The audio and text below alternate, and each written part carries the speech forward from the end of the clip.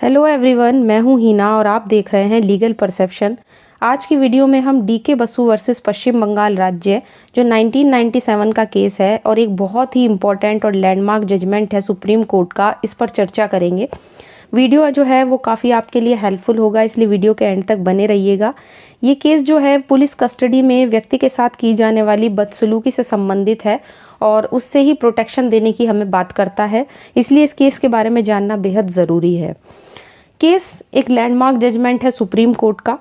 साथ ही मैं आपको ये भी बता दूं कि अगर आप इस वीडियो लेक्चर की पीडीएफ लेना चाहते हैं तो आप फ्री में टेलीग्राम से ले सकते हैं, जिसका लिंक आपको डिस्क्रिप्शन में मिल जाएगा। इसके अलावा अगर आप हमसे कोई क्वेश्चन करना चाहते हैं तो आप कमेंट करके हमसे पूछ सकते हैं, या आप अगर इस चैनल पर नए हैं और अभी तक आपने इस चैनल को सब्सक्राइब नहीं किया है तो जल्दी से चैनल को सब्सक्राइब कर लीजिए। आने वाली वीडियोज़ में हम जितने भी मेजर एक्ट हैं वो सब केस लॉ के साथ 1 बाय 1 डिस्कस करेंगे, इसलिए आज की वीडियो में तो जुड़े ही रहिएगा और साथ ही चैनल पर भी बने रहिएगा।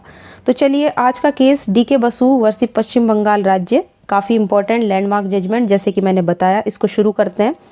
देखिए, ये जो मामला है ये पुलिस हिरासत में बदसलूकी के खिलाफ प्रोटेक्शन से रिलेटेड है कि कैसे जब पुलिस की कस्टडी में किसी पर्सन के साथ बदसलूकी होती है तो उसे प्रोटेक्शन मिलना चाहिए।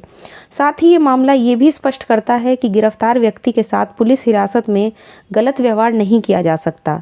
इस मामले में सुप्रीम कोर्ट ने कहा था कि किसी भी तरह का, चाहे वो किसी भी तरह का हो, उत्पीड़न, अमानवीय या अपमानजनक व्यवहार, है ना, जो भी व्यवहार किया जाता है पुलिस कस्टडी में, किस मतलब एक तरीके से मार पिटाई होती है या बहुत ज़्यादा बुरा व्यवहार जो पर्सन के साथ किया जाता है, चाहे वो जांच के दौरान, इंक्वायरी के दौरान हो, जब उससे क्वेश्चन किए जाते हों, उससे प्रश्न पूछे जाते हों, या फिर कहीं और स्थान पर हो, तो ये बहुत ही गलत है और कोर्ट ने इसे आर्टिकल 21 का अतिक्रमण बताया है। उन्होंने कहा है कि इससे आर्टिकल 21 का जो है वो वायलेशन होता है और ये बिल्कुल मना है, बिल्कुल वर्जित है, गलत है। पुलिस अभिरक्षा में मृत्यु होना विधि शासन द्वारा स्थापित सभ्य समाज में सबसे खराब अपराध कोर्ट ने बताया है। उन्होंने कहा है कि एक सिविलाइज्ड सोसाइटी में अगर सबसे खराब अपराध है तो पुलिस कस्टडी में लोगों की दिन प्रतिदिन जो मौतें हो रही हैं वो है। कोर्ट ने कहा कि सेंटर और जो स्टेट हैं और उनकी जो जांच और सुरक्षा एजेंसियां हैं, जो भी उनकी इंक्वायरी करने की एजेंसियां हैं, सिक्योरिटी की एजेंसियां हैं, उनको हर तरह की गिरफ्तारी और निरोध के मामले में कुछ ऐसी गाइडलाइंस फॉलो करनी चाहिए जो कोर्ट ने जारी की है। तो यहाँ पे गाइडलाइंस जो हैं कोर्ट ने जारी की थी। और साथ ही अब हमें इसके केस के बारे में कुछ और चीज़ें जाननी पड़ेंगी, जैसे कि देखिए, ये जो मामला था, ये डीके बसु वाला, ये एक गैर राजनीतिक संस्था के अध्यक्ष थे, एक नॉन पॉलिटिकल संस्था थी, उसके अध्यक्ष थे डीके बसु। उन्होंने एक पीआईएल दायर की। अब पीआईएल क्या होती है, इसके लिए मैंने पहले ही अलग से एक सेपरेट वीडियो बनाया हुआ है। यहाँ पे भी मैं आपको शॉर्ट में बताती चलूँ कि पीआईएल एक ऐसा वाद होता है जो ऐसे व्यक्ति या संस्था की तरफ से लाया जाता है जो अपने अधिकारों को लागू कराने के लिए, है ना, कोर्ट में केस नहीं डाल सकती। तो पीआईएल जो है वो डाली गई थी इस केस में डीके बसु जी के द्वारा, लोकहितवाद डाला गया था और न्यायालय के सामने लाया गया इस मामले को। और जो याची था, यानी जिसने कि उस वाद को दायर किया था, उसने सुप्रीम कोर्ट के जो चीफ जस्टिस थे उनको एक लेटर लिखा था, जिसमें पुलिस कस्टडी में मौतों के बारे में देश में कुछ समाचार पत्रों में, कुछ न्यूज़पेपर्स में दिन प्रतिदिन जो है बहुत ज़्यादा न्यूज़ जो है वो छप रही थी कि कैसे पुलिस की कस्टडी में लोगों की बहुत ज़्यादा मौतों की खबरें छप रही हैं। कोर्ट का ध्यान इस तरफ उन्होंने आकृष्ट किया, कोर्ट का ध्यान दिलाया। न्यायालय ने उस पत्र याचिका को ही, मतलब उस लेटर को ही याचिका मान लिया और मामले की सुनवाई की। पुलिस कस्टडी में हुई मौतों के बारे में चिंता व्यक्त करते हुए कोर्ट ने कहा कि जब तक विधानमंडल इस संबंध में कोई लॉ नहीं बनाता तब तक के लिए निम्नलिखित सिद्धांतों का हमें पालन करना चाहिए। तो कौन से दिशा निर्देश अब देखिए कोर्ट ने इस केस में जारी किए। सबसे पहले आता है कि जब किसी व्यक्ति को गिरफ्तार किया जाएगा तो गिरफ्तार करने वाला या उसकी जांच करने वाला जो पुलिस कर्मचारी है उसका जो पदनाम है, पदनाम मीन्स उसके जो नेम टैग्स हैं, वो बिल्कुल सही और स्पष्ट होने चाहिए। वो बिल्कुल फुल अपनी वर्दी में होना चाहिए, एकदम फुल सूटेड एक तरीके से वो होना चाहिए। ऐसे सभी पुलिस कर्मचारियों का जो व्यक्ति को गिरफ्तार करते हैं, उनसे पूछताछ करते हैं, वो उसका पूरा विवरण एक रजिस्टर में दर्ज करेंगे।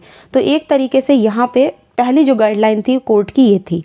इसके बाद आती है नेक्स्ट गाइडलाइन। दूसरी गाइडलाइन थी जो गिरफ्तार करने वाला पुलिसकर्मी है वो गिरफ्तारी के समय एक ज्ञापन, एक मेमो बनाएगा, ठीक है ना। एक मेमो होता है ड्राफ्ट जैसा, तो वो उस पुलिस ऑफिसर को बनाना होगा। उस मेमो में वो क्या क्या लिखेगा, गिरफ्तार व्यक्ति का नाम लिखेगा, गिरफ्तारी का उसमें समय लिखा जाएगा, गिरफ्तारी किस जगह से हुई है वो लिखा जाएगा, कम से कम 2 गवाहों के द्वारा वो अटेस्टेड होना चाहिए, मतलब 2 गवाहों के जो है उस पर सिग्नेचर होने चाहिए, जो गिरफ्तार व्यक्ति के परिवार के होंगे या फिर मोहल्ले के ही व्यक्ति होंगे। तो उस पर मतलब एक तरीके से जिस मेमो पे वो सारी बातें लिखी होती हैं कि कहाँ से गिरफ्तार किया है, किसको गिरफ्तार किया है ना, किस समय गिरफ्तार किया है, तो उस पर कम से कम उसके परिवार के ही 2 लोगों के साइन हो, किसके रूप में, विटनेस के रूप में, गवाह के रूप में, या फिर उसके परिवार के लोग भी हो सकते हैं या फिर उसके मोहल्ले के भी 2 लोग हो सकते हैं।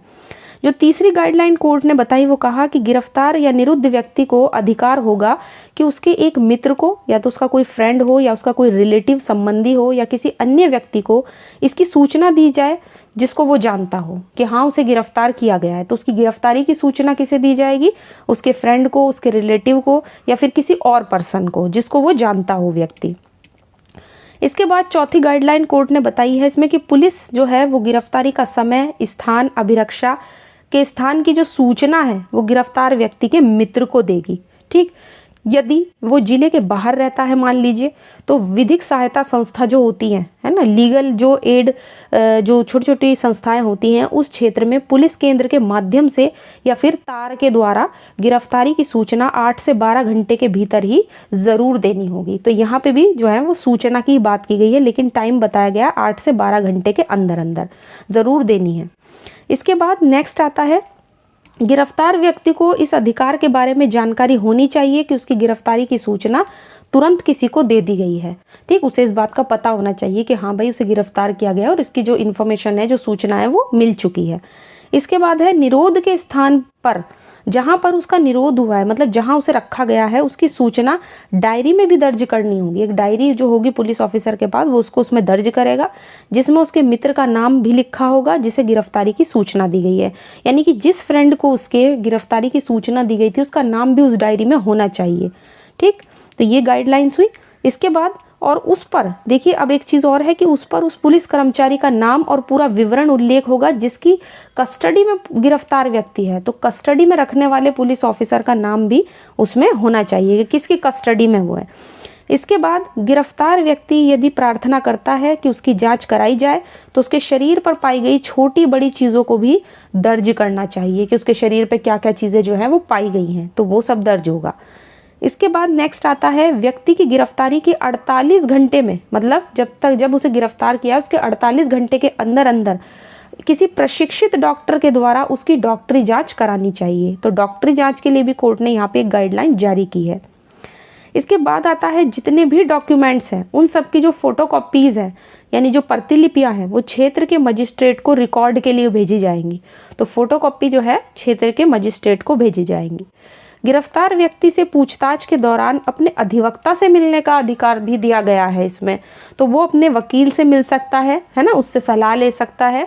तो ये सब चीज़ें भी यहाँ पे कोर्ट ने क्लियर कर दी।